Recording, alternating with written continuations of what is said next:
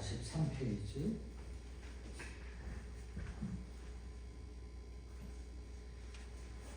로마서 4장 1절부터 8절 제가 봉독합니다. 8절 같이 읽고요. 243페이지 4장 1절. 그런즉 육신으로 우리 조상인 아브라함이 무엇을 얻었다 하리요.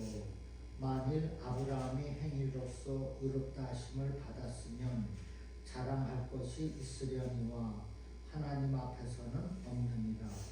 성경이 무엇을 말하느냐. 아브라함이 하나님을 믿음에 그것이 그에게 의로 여겨진 바 되었느니라.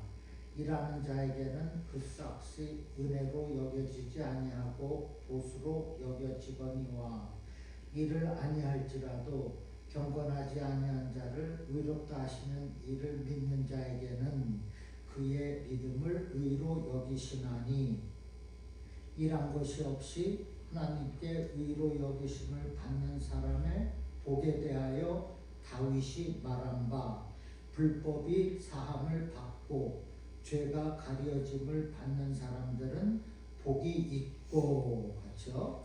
주께서 그 죄를 인정하지 아니하실 사람은 복이 있도다 함과 같으니라. 아멘. 4장부터는 로마서의 내용이 좀 바뀝니다. 그동안 율법과 의에 대해서 그렇게 투쟁하듯 바울이 유대인들과 말씀을 나누었는데 오늘부터는 같은 의를 말씀하면서 아브라함의 믿음과 다윗의 의로움을 예를 들어서 설명을 하고 있습니다. 사도 바울은 사람이 아무리 선을 행하고 착한 일을 하더라도 그러한 선한 행위로는 자기가 지은 죄의 한 부분도 감할 수 없다고 강조하고 있습니다. 그리고 계속해서 오직 의롭다함을 받을 수 있는 것은 오직 믿음뿐인 것을 또 밝히고 있어요. 바울은 실제적인 예를 들어서 믿음의 조상이라고 부르는 아브라함과 하나님 마음에 합한 다윗의 예를 들어서 사람이 의롭게 되는 것은 행위가 아니라 믿음이라는 것을 확인시켜 주고 있어요. 먼저 아브라함의 믿음의 근거가 무엇인지에 대해서 말씀합니다. 본문 1절과 2절. 그런즉 육신으로 우리 조상된 아브라함이 무엇을 얻었다 하리요. 만일 아브라함이 행위로서 의롭다 하심을 받았으면 자랑할 것이 있으려니와 자신에게죠. 그러나 하나님 앞에서는 없느니라. 이 말씀은 유대인들의 조상, 믿음의 조상인 아브라함이 어떠한 인품이나 성격 또는 그 혈통이 훌륭하기 때문에 그로 인하여서 하나님께로부터 받은 것은 아무것도 없다는 것입니다. 역설적인 표현이죠. 사실 아브라함의 혈통은 노아의 혈통입니다. 노아의 아들 셈의 후손, 10대 후손입니다. 자랑할 만한 혈통입니다. 그러나 하나님께서 이러한 자랑할 만한 혈통 때문에 아브라함을 의롭다고 인정하신 것이 아닙니다. 또한 그가 행한 어떠한 위대한 업적 또는 인품을 가지고 아브라함을 의롭게 여기신 것도 아닙니다. 3절에 보니 아브라함이 하나님을 믿음에 그것이 그에게 의로 여겨진 바 되었다라고 했어요. 창세기 15장 6절에도 아브라함이 여호와를 믿으니 여호와께서 이를 그의 의로 여기시고라 했습니다. 아브라함이 하나님 여호와를 믿으니, 즉 아브라함의 믿음을 보시고 하나님께서 그 믿음을 그의 의로 여기셨다는 것입니다. 한마디로 아브라함이 하나님을 믿었기 때문에 하나님께서 너는 나의 의로운 종이라 라고 말씀한다는 것입니다. 또한 아브라함이 믿음의 조상이 된 것은 그 노아의 좋은 혈통 또는 아브라함의 성품 또는 위대한 업적 또한 그러한 순종 때문이 아니라 그의 믿음을 보시고 또 그의 의로움을 보시고, 여기 의롭다 하는 것은 관계가 복원되었다, 정상화되었다는 뜻도 포함이 되어 있습니다. 하나님께서 그를 선민의 조상으로, 유대인의 조상으로 삼으신 이유가 있어요. 그것은 그의 관계 회복을 본 거예요. 의롭게 여겼다, 즉 내가 나와의 관계를 제대로 잘하고 있다. 그것이 또한 의라는 것입니다. 여기서 우리는 하나님의 뜻을 이루는 데 있어서 그 기준, 자격의 기준이 하나님을 향한 믿음, 또한 관계성, 관계의 회복, 의로움에 있는 것을 알 수가 있어요. 하나님께서 저와 여러분을 의롭다고 여기신다 하는 것은 여러분과 제가 하나님과의 관계가 복원이 되었다, 정상적이다라는 것입니다. 그런데 잘 알다시피 바울은 어느 누구도, 유대인들 가운데서 어느 누구도 그를 따라올 수 없어요. 바울은 대단한 사람입니다. 유대인들이 자랑스럽게 여기는 바리새인이었어요. 율법의 의로는 흠이 없다고 했습니다. 그 훌륭한 가말리엘 문화생입니다. 헬라 철학이 능통했어요. 또 로마 시민권을 가졌습니다. 누가 그를 따라올 수가 있겠어요? 하지만 바울은 자신의 그러한 것들, 업적, 직위, 위치를 조금도 자랑하지 않았습니다. 바울이 자신이 가진 것들로 의롭다함을 받기는커녕 오히려 장애만 될 뿐임을 깨닫고 바울은 그러한 모든 것들을 배설물로 여겼다고 했습니다. 우리가 하나님께 의롭다함을 받기를 원한다면 우리의 자랑, 경력, 실력, 경험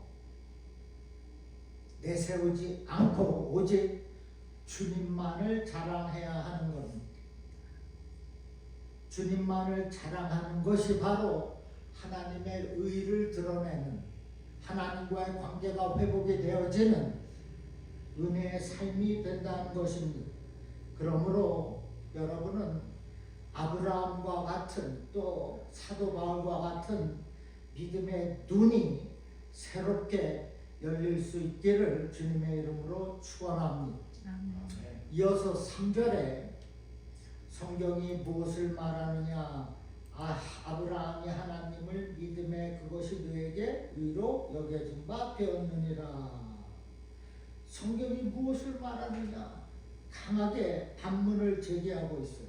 이는 당시 유대인들이 성경에 대해서 너무나 몰랐기 때문에 모르고 있으니까 성경이 무엇을 말해 이놈들아 말하고 있는 거예요. 유대인들한테. 물론 유대인들은 하나님의 말씀을 거룩하게 생각했고 자랑스럽게 여겼습니다. 율법에 대한 자부심이 대단했습니다. 하지만 이들은 하나님의 마음을 잊지 못했습니다. 그들은 성경 말씀을 자기들의 유익에 따라 해석했고 또한 그들의 잘못된 전통을 만들어서 그것을 중요시 여겼습니다. 시간이 지나면서 더욱 지나치게 되어 결국에는 성경 말씀보다도 장로들의 전통을 따르는 오류에 빠지고 말았습니다. 유대인들이 하나님의 말씀, 율법보다 장로들의 그 전통을 더 귀하게 여겼던 것입니다. 마가복음 7장 8절 9절에 보면 너희가 하나님의 계명을 버리고 사람의 전통을 지키느니라 또 이르시되 너희가 너희 전통을 지키려고 하나님의 계명을 잘 버리는도다. 마가복음 7장 13절에는 너희가 전한 전통으로 하나님의 말씀을 폐하며 또 이 같은 일을 많이 행하였다라고 주님께서 직접 말씀하셨어요. 유대인 너희들이 중요시하는 전통이 내 말, 하나님의 말씀을 폐하게 하는 죄를 지었다고 말씀하고 있습니다. 오늘날에도 집안의 전통을 그렇게 중요시 여기는 가정, 집안이 있습니다. 대대로 물려왔다는 가훈도 있습니다. 큰 방 정 가운데에 큰 액자에 적어서 걸어놓고 있습니다. 그런데 이것이 과연 믿는 자로서 하나님의 성도로서 합당한 것입니까? 4대 장로 집안이라는데 예수님의 말씀은 보이지 않고 전통과 가훈만 눈에 띈다면은 4대 집안 제 대대로 신앙을 지킨다고 할 수 있겠습니까? 여러분, 하나님의 성도가 된 우리에게는 그 전통, 가훈 필요 없습니다. 우리 주님만 필요합니다. 우리의 가훈이 오직 예수가 되어야 할 줄로 믿습니다. 지금 하나님의 마음이 아니라 장로의 전통을 중요시 여기는 유대인들에게 너희가 하나님의 계명을 버렸다. 그리고 사람들의 전통을 지키는구나.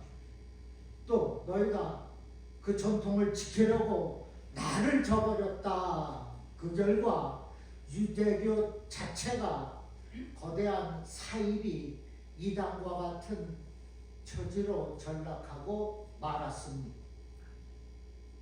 우리 쪽에서는 유대교는, 즉 하나님만 섬기는 유대교는 이단이라고 얘기합니다.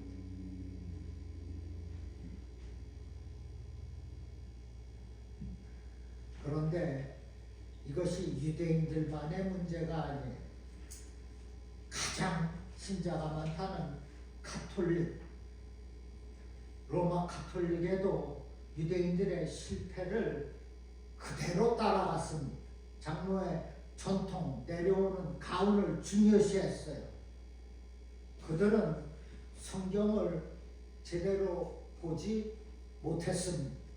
성경을 읽지 않았을 뿐 아니라 성경에 합당한 권위도 세우지 못했어요.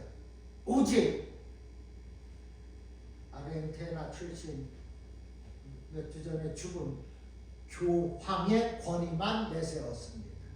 교황이 왕입니다. 교황이 말씀이라는 거예요. 그것이 아니라는 것입니다. 성경의 권위보다는 교황의 권위가 더 높게 여겼다는 것. 결국 유럽 전체가 어떻게 됐습니까? 영적인 암흑에 빠지고 말았습니다. 바로 이때에 개혁, 종교 개혁을 일으킨 분이 바로 누구요? 루터. 독일의 대단한 인물, 개혁교 종교 개혁가 마틴 루터입니다. 1517년 당시 개혁 운동이 시작이 되었고, 이 마틴 루터에 의하여서 개혁 문서에서 유학이 된 교리가 있어요. 5 솔라. 기억하십니까? 제가 한번 말씀드렸는데, 오직 성경, 솔라 스크립투라, 오직 그리스도, 솔로스 그리스도스, 오직 은혜, 솔라 그라티아, 오직 믿음, 솔라 피데, 솔라 페라고 하죠. 오직 하나님께 영광을, 솔리데오 글로리아. 루터가 이렇게 종교개혁을 일으킬 수 있었던 것은 그가 성경을 연구하는 가운데 로마 캐톨릭이 얼마나 이단인가, 잘못되어 있는가를 발견한 것입니다. 그래서 종교개혁을 단행한 거예요. 어떻게? 교황의 권위가 말씀의 권위보다 앞섭니다.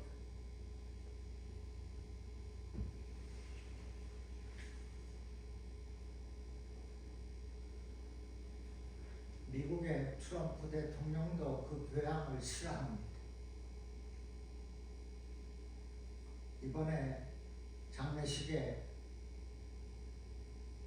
파란색 양복을, 파란 넥타이를 맸어요. 다 검정색을 입었는데 다 이유가 있는 것입니다. 그러나 수많은 가톨릭 신자들은 그 교황을 제일 높게 보고 있어요. 그래서 수만 명이 그 교황청 앞에 모여서 돌지 않습니까? 그래서 한 번은 수백 명이 압사당하지 않았습니까? 그 전 교황이 있을 때. 그렇게 이 교황을 드높였어요. 그런데 그것이 아니라는 거죠. 그래서 종교개혁을 단행한 것입니다. 여러분, 사람은 틀릴 수 있어요. 교황도 틀릴 수 있어요. 그도 사람이기 때문에. 그러나 하나님은 틀리는 법이 없습니다. 하나님의 말씀은 가장 위대하고 가장 정확합니다. 교황 따위는 상대가 되지 않습니다.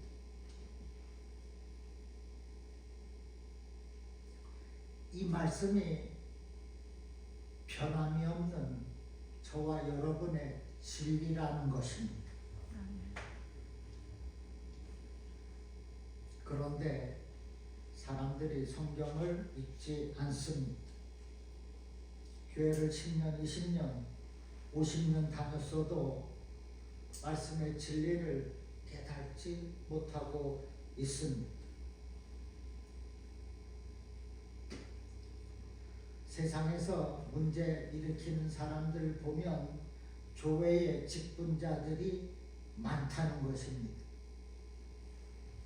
믿는 자의 선, 모범은 볼 수가 없습니다. 그런데 이 성경에 모든 판단과 답이 있습니다. 그래서 우리가 하나님의 이 말씀을 알면 알수록 모범자가 되는 거예요.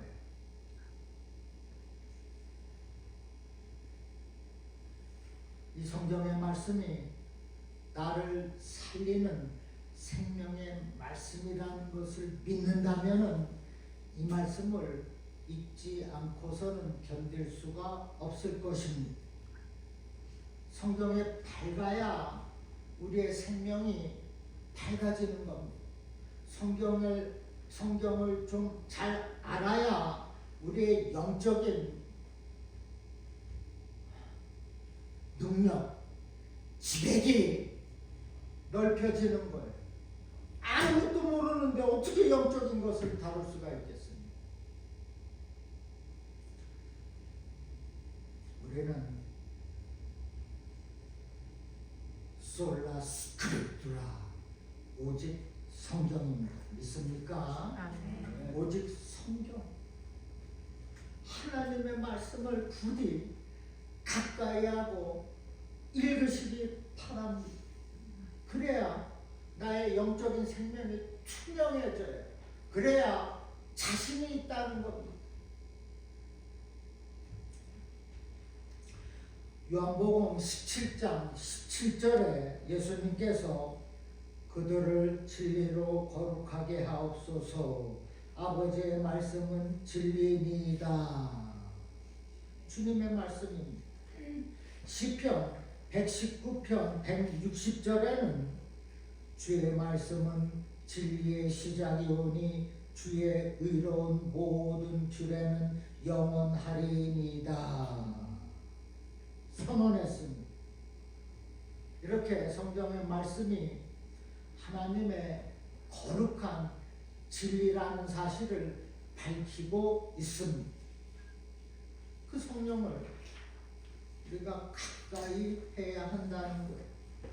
주님의 말씀을 배우고 깨달아야 한다는 겁니다. 이 가톨릭 신자들이나 당시 유대인들은 대단한 율법을 알았지만 자랑만 했습니다. 하나님의 마음은 읽지를 못한 거예요. 즉 진리를 깨달지 못했다는 겁니다. 그러니까 자랑만 하는 거예요. 입만 커진 겁니다. 할례받지 못하는 이방인들을 무시하고 자기들 전통과 과음만 내세웠다는 겁니다. 그래서 지금도 이스라엘은 해태 전쟁으로 날마다 싸우고 죽고 싸우고 죽고 그러는 것 같아요.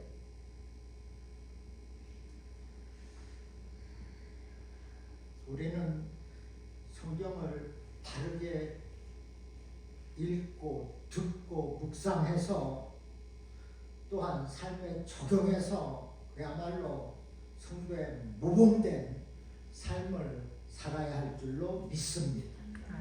이어서 사도 바울은 이신칭의에 대해서 말씀합니다. 4절에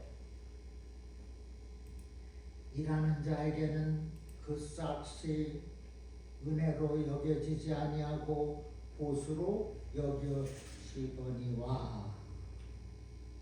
여기 일하는 자는 스스로 의롭게 되려고 노력하는 자를 뜻합니다.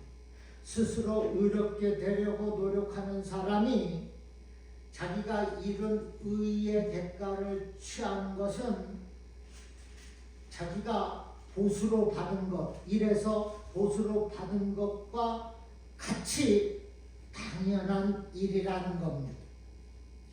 그러나 5절에 보면 일을 아니할지라도, 즉 스스로 의롭게 되려고 노력하지 아니할지라도 경건하지 아니한 자를 의롭다 하시는 이를 믿는 자에게는 그의 믿음을 의로 여기시나니. 이거 아주 생각하고 읽어야 이해가 됩니다. 자, 아브라함은 스스로 의롭게 될 수 있는 인물이 아니었어요. 일하는 자가 아니라 일을 하지 않는 자였습니다. 왜? 하나님이 부르시기 전에는 우상을 만들던 불법자였어요. 불의한 사람이었습니다. 지금은 유대인들이 믿음의 조상이라고 또 받들고 있죠.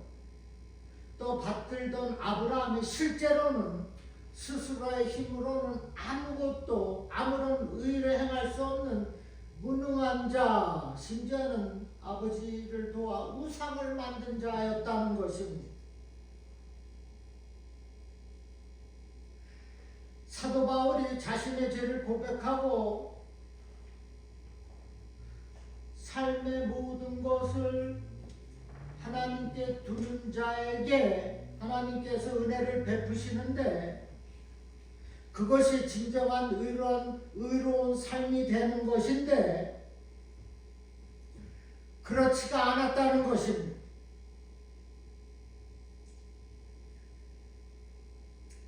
우리가 일을 하면 돈 받는 것은 당연한 것입니다. 당연한 대가입니다. 하지만 일하지 않고 돈을 받았다면 그거는 은혜입니다. 거저받은 선물이니 은혜입니다. 지금 아브라함이 믿음으로 의롭게 된 것은 일한 결과로 받은 보상이 아니라 일한 것은 없지만 은혜로 받았다는 겁니다. 하나님이 은혜를 주셔서 유대인들이 그를 믿음의 조상이라고 일컬고 있다는 것입니다.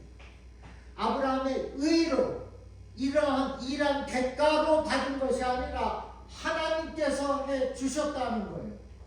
하나님이 아브라함을 세워서 너는 믿음의 조상이 되라, 열국의 아버지가 되라고 하신 겁니다. 아브라함이 의로워서 된 게 아니라는 거예요. 이 사람은 우상을 만들던 악한 자였어요. 그렇게 악한 자, 불의한 자를 하나님이 들어 사용하신 것입니다. 이러한 동일한 하나님의 법칙이 오늘날 우리에게도 적용이 됩니다.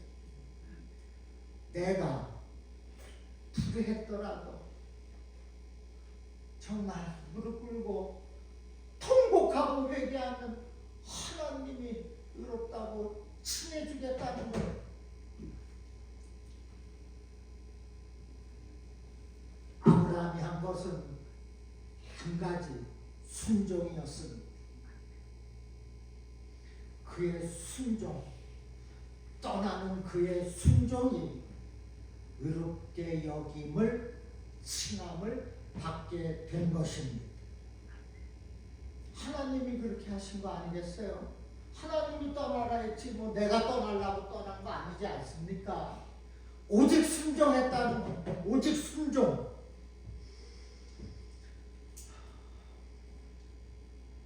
6절, 7절, 8절 봅니다. 6절, 7절, 8절. 일한 것이 없이 보세요. 일한 것이 없어 하나님께 의로 여기심을 받은 사람의 복에 대하여 다윗이 말한 바 이제 다윗을 예를 들고 있어요. 다윗이 불법이 사함을 받고 죄가 가려짐을 받은 사람들은 복이 있고 주께서 그 죄를 인정하지 아니하실 사람은 복이 있도다 함과 같다. 다윗도 얼마나 엄청난 죄를 지었습니까? 간음죄, 입에 담기도 싫은 살인죄까지 여인을 빼앗고 남편을 전장터에 보내 죽이고 가장 죄악스러운 다윗입니다. 그런데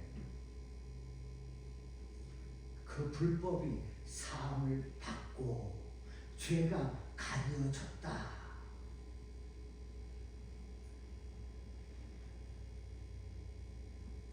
주께서 그 죄를 인정하지 않겠다는 거예요. 인정하지 아니하는 그 사람은 복이 있다. 다윗은 내가 복을 주겠다. 하나님이 그렇게 작정하신 겁니다.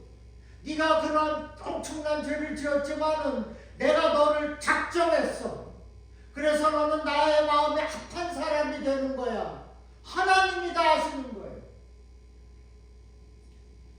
그러므로 내가 그렇게 사악한 죄를 지어서 그렇게 불불 떨고 밤낮 구석에 꿇어서 울고 있지 말라는 것입니다. 나와서 회개하면 돼요. 너무나 쉬운 겁니다. 그러면 내가 너를 복이 있다고 하겠다 함과 같으니라. 내가 너를 인정하겠다. 복이 있겠다. 하나님의 말씀이 그러합니다.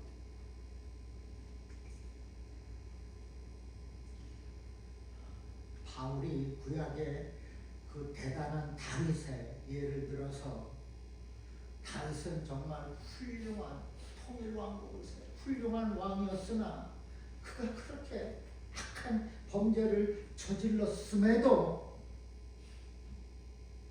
그가 저 섬의 동굴 속에 들어가서 회개하지 않았습니까? 캄캄한 동굴에 가서 회개한 다윗의 기도를 응답하신 거예요. 그의 죄를 용서해 주신 겁니다.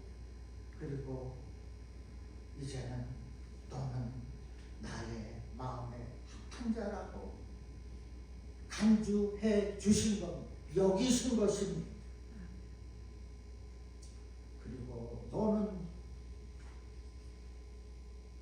심판을 받지 않겠다는, 심판 없이 복이 있도다 함과 같으니라. 아브라함은 율법 이전의 인물이 옛날 사람이네. 그런데도 믿음으로 의롭다함을 받았어요. 다윗은 율법 이 시대에 살고 있습니다. 그러면 율법의 행위 없이는 의롭다함을 받을 수가 없는 사람이에요. 그런데 의롭다함을 받았다고 말씀하고 있는 겁니다. 그래서 그 의롭다함은 무엇으로 받는다고 했어요? 믿음. 여호와를 믿으네. 하나님을 믿으니. 그러지 않습니까? 4절에도 그렇고 15장 6절에도 그랬다고 그러지 않습니까? 자, 믿음으로 의롭다함을 받는 그 진리는 그 옛날 율법 이전 시대, 구약 시대에도 있었고 신약 시대에도 있었을 뿐만이 아니라 지금 성령 시대에도 있다는 것입니다. 그것을 믿어야 하는 거예요.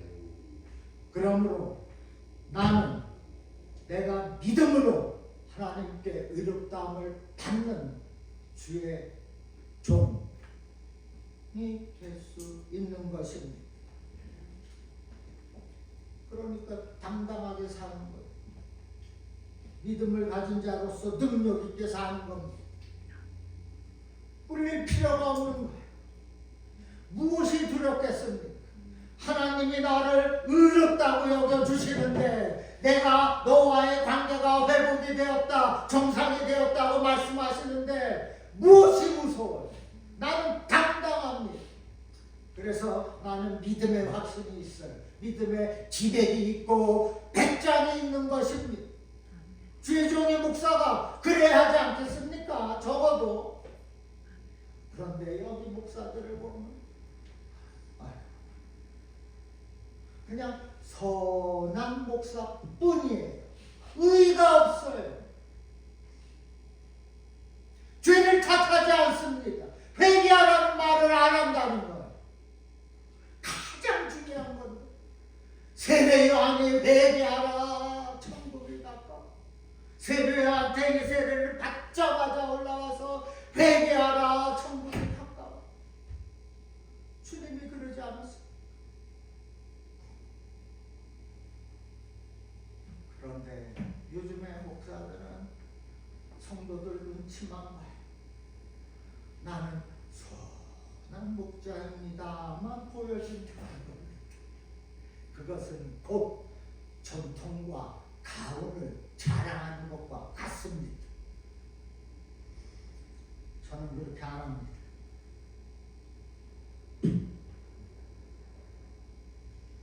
우리가 죄의 용서를 받고 구원받는 일이 내가 교회를 열심히 봉사하고 헌금도 잘하고 또 사람에게 선을 베풀어서 받는 것이 아닌 것입니다. 죄의 용서함을 받고 죄사함을 받는 길은 오직 예수 그리스도를 나의 구주로 믿고 그 믿음이 나에게 죄사함을 갖다 주고 그 회개가 나에게 용서함을 갖다 주는 거예요. 그래서 의롭게 된다는 것입니다. 믿으시기를 바랍니다. 그러려면 금요 새벽에 나오셔야 돼요. 새벽에는 기도와 간구만 하는 겁니다. 다른 거 안 하는 거예요. 제가 메시지를 전하지만은 여러분이 오시는 새벽 기도의 목적은 회개와 간구 두 가지만 하는 겁니다. 그래서 설교가 끝나면 한 20분 동안 회개하고 그다음에 간구하고 회개합니다. 그것만 외치면 돼요.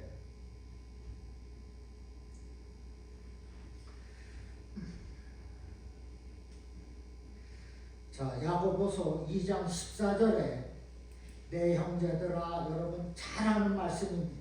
만일 사람이 믿음이 있노라 하고 행함이 없으면 무슨 이익이 있으리요. 그 믿음이 능히 자기를 구원하겠느냐. 믿음은 있는데 실천 행함이 없으면은 유익도 없고 구원도 없다는 거예요. 2장 17절에는 이와 같이 행함이 없는 믿음은 그 자체가 죽은 것이라. 2장 26절에는 영혼 없는 몸이 죽은 것 같이 행함이 없는 믿음은 죽은 것이니라 했어요. 믿음의 실천임, 믿음의 적용임. 실천과 적용이 없으면 너는 죽은 믿음을 가졌다는 것입니다.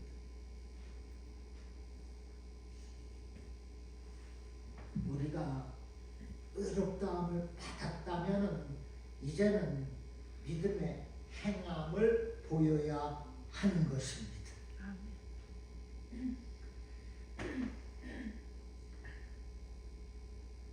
분명한 것은 내가 선한 목자이고 선한 성도이기 때문에 그 죄가 조금씩 강해지는 것이 아니에요. 회개하지 않고 어떠한 선한 목자, 선한 일로 죄가 강해지지 않는 겁니다. 그렇게 생각하고 선한 일만 베풀고 산다면 그것은 믿음의 삶, 성경적인 삶이 아닙니다.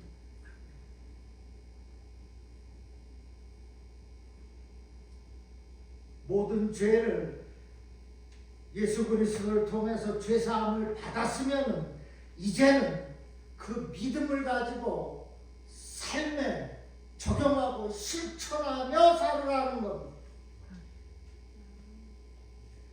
그것이 오늘날 성도들의 삶이 되어야 하는 것입니다. 기도하겠습니다. 한 페이지 더 있네요.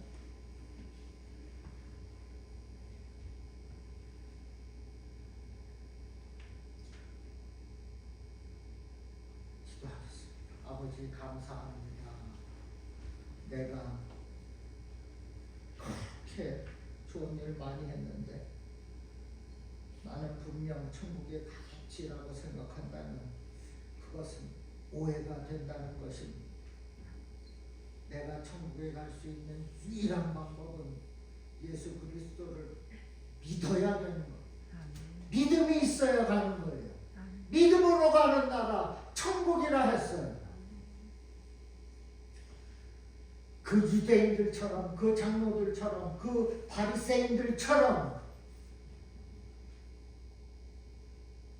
율법만 자랑하고 전통과 가훈만 자랑하고 산다면은 지옥에 가는 겁니다. 하나님의 마음을 잊지 못하고 있다는 거예요. 지금 사도 바울은 그것을 깨우치라는 겁니다. 깨우치고 회개하라는 거예요. 그 가식과 위선을 다 벗어버리라는 거예요. 그리고 의와 진실로 가까이 가라는 것입니다. 그래서 정말 선민으로서의 모범된 삶, 성도로서의 자격이 있는 삶, 하나님과의 회복된 삶을 살라는 것입니다. 이를 위하여서 믿음의 실천을 하며 하나님께 영광을 돌리며 사는 우리 모두가 되기를 주님의 이름으로 축원합니다. 아멘.